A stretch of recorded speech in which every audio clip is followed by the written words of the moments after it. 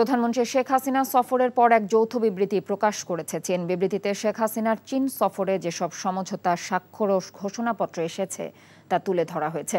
বাংলাদেশ থেকে রোহিঙ্গা প্রত্যাবাসনে ঢাকাকে সহযোগিতার বিষয়ে বেইজিংয়ের আশ্বাসের বিষয়টি উল্লেখ করা হয়েছে এই বিবৃতিতে।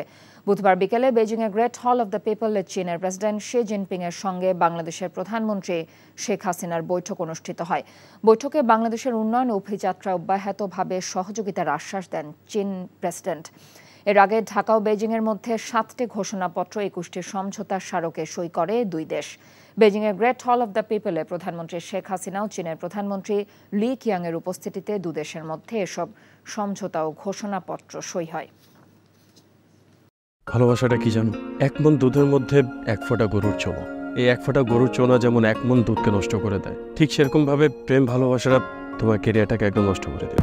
তোর জন্য কেন আমার এত টান, তুই ছাড়া কাঁদে আমার অবুঝ পরাণ। দূরে গেলে বুকে ভালোবাসা জাগে, তোর জন্য আমার বড্ড মায়া লাগে। তুমি আমার কাছে টাকা চাইতেছো, সেরকম আমারও তোমার কাছে একটা চাওয়া আছে। স্যার ইভেন এটাও বলছে যে আপনি নাকি পড়াশোনা ভালো মতো শেখান না।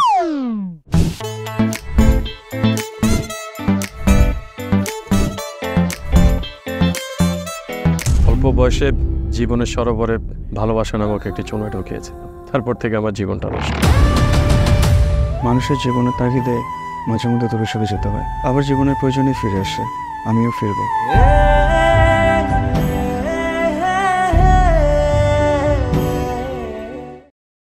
এখন জন্ম সনদ দিয়ে খোলো বিকাশ স্টুডেন্ট অ্যাকাউন্ট। নিজের বিকাশ নিজে কর।